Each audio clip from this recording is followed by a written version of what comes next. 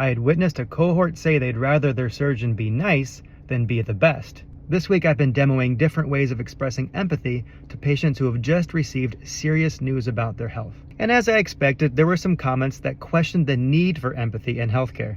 There always are.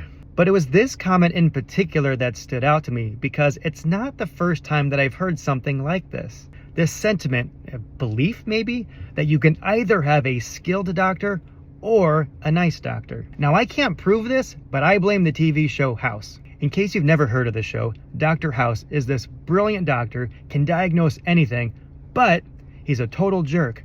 He's constantly antagonizing his patients and his colleagues, and everyone just sort of puts up with it because he's brilliant and they need him. So the show sets up this expectation that so long as you're really skilled at the other aspects of being a doctor, like diagnosis and treatment, you have this blank check to just be an insufferable human being. It's a tension that makes for good TV, but what about in real life? Well, consider this. If I'm your doctor and I give you a diagnosis and a medication to treat that diagnosis, and you don't trust me, do you think you're more likely or less likely to take that medication? Do you think you're more likely or less likely to even believe the diagnosis I just gave you? See, the whole doctor-patient relationship depends on trust. How do I build trust with you? Listening to you, validating your concerns, treating you like a human being, empathy. And sure enough, researchers have shown that patients with more empathetic doctors seem to do better. Better blood sugar control, better cholesterol numbers. The last thing I'll say is this.